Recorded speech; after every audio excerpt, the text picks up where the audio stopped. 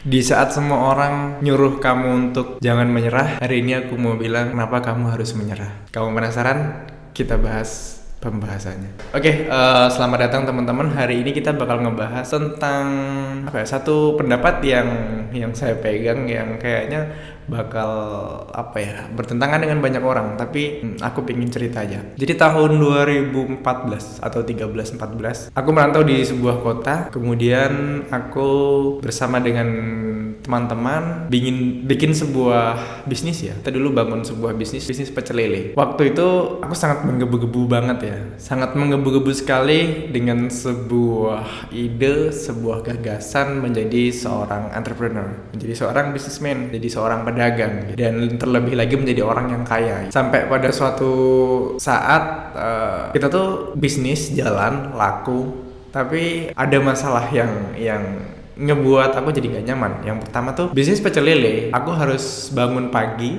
jam 3 untuk pergi ke pasar, kita belanja kebutuhan untuk jualan lele gitu. Nah di pasar itu tahu sendiri, masih pagi tuh udah rame dan kadang-kadang kita juga suka sering kesulitan untuk mendapatkan bahan-bahan itu. Nah setelah pagi selesai kita belanja, nanti kita istirahat sebentar, jam 10 pagi kita udah mulai masak-masak tuh ya, kayak ngeliwet, jadi masak nasi, kemudian kita cuci piring, cuci baskom, dan segala alat-alat untuk kita berdagang itu dicuci. Nanti selesai jam 1 istirahat, nanti jam 2 itu udah mulai masak-masak lagi ya, siapin bumbu-bumbu, kemudian nata-nata bahan-bahan yang untuk dijual gitu. Dan nanti jam 4 sore kita udah berangkat, kita ngambil gerobak kayak gitu, terus dibawa ke tempat kita jualan, kita tata-tata. Nanti jam 5, setengah 6 itu sebenarnya sudah mulai ada yang mau beli, tapi jam 6 itu biasanya kita baru bisa mulai untuk ya kita melayani mereka gitu. Dari jam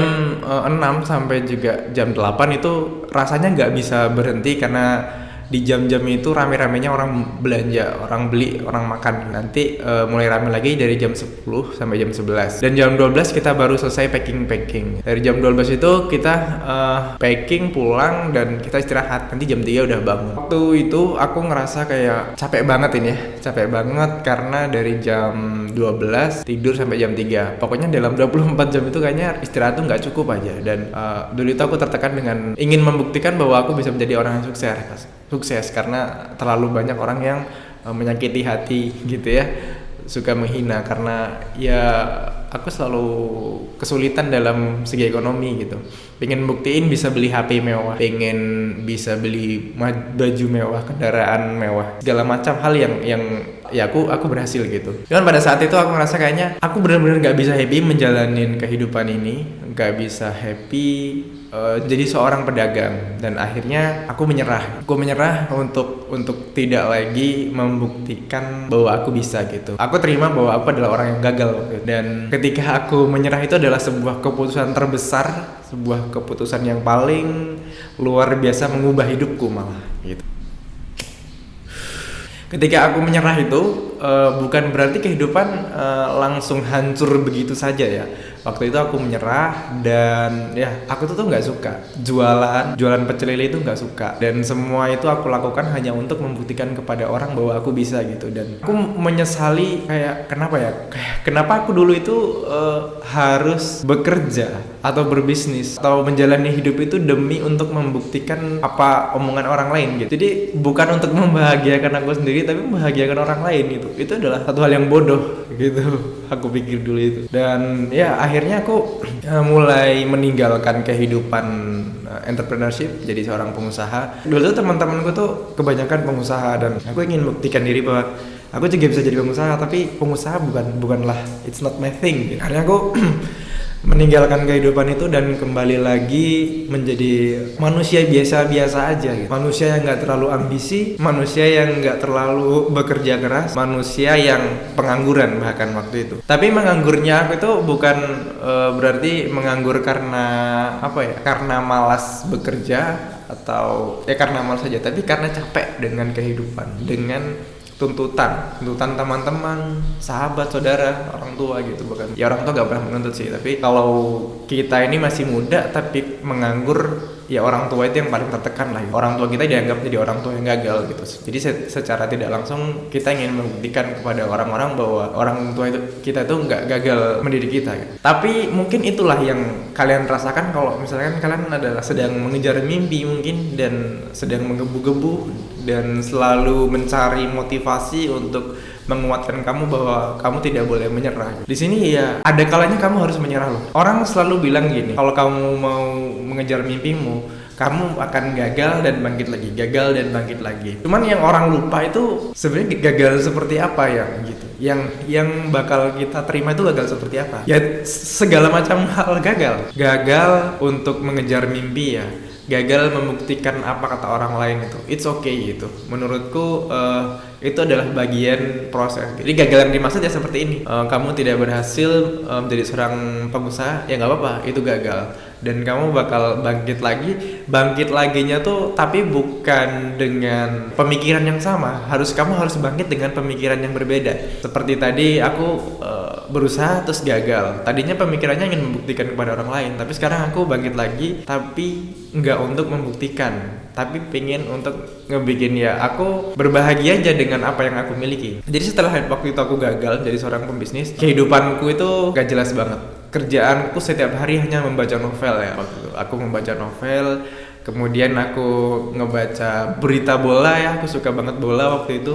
Jadi setiap hari baca novel, baca Facebook, berita tentang bola. Udah kayak gitu sampai beberapa bulan, sampai pada akhirnya aku ngerasa jenuh dan aku mulai berpikir untuk mencari kegiatan lain. Nah setelah itu aku mulailah kembali lagi bahwa aku tuh sukanya komputer gitu. Semua orang di sekitarku waktu itu nggak ada yang programmer, nggak ada yang ngerti tentang komputer, nggak ada yang berkarir di dunia programming kayak gitu. Tapi meskipun nggak ada orang yang setuju dengan apa cita-cita aku, tapi mereka juga nggak bisa maksa dong kehidupan aku gitu. Setelah itu aku mulai belajar dengan segala keterbatasan. Aku nggak kerasa tuh 4 tahun berlalu dan setelah 4 tahun itu aku akhirnya menikah gitu. Jadi dari seorang pengangguran, dari seorang pembisnis yang gagal, akhirnya aku menjalankan kehidupan yang biasa-biasa aja, menjadi programmer yang biasa-biasa aja. Kalau teman-teman lihat, kita jadi programmer itu biasanya ada jenjang karir ya.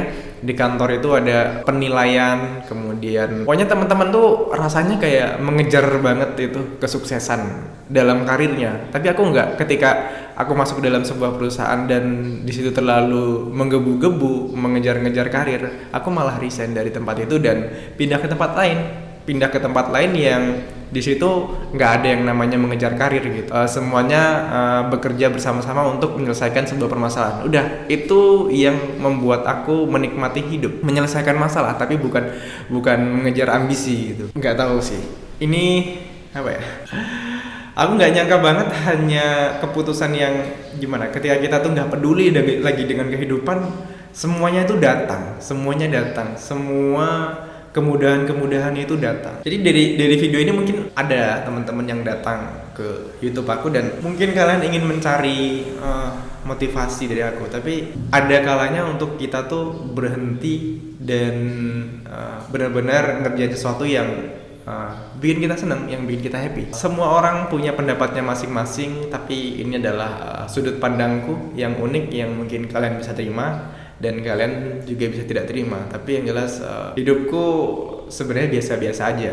Meskipun orang melihat, teman sahabat ada yang ngelihat bahwa hidupku tuh luar biasa, tapi sebenarnya aku menjalannya dengan biasa-biasa, nggak ada ambisi. Semua tuh datang tuh karena ya mungkin karena aku happy menjalaninya dan aku bisa memberikan performa terbaik atas segala pekerjaan yang aku lakukan gitu. Jadi teman-teman jangan lupa menyerah untuk membuktikan kepada orang lain, tapi jangan menyerah untuk membuat dirimu sendiri happy. Itu aja, mudah-mudahan bermanfaat. See you in the next video. Dadah.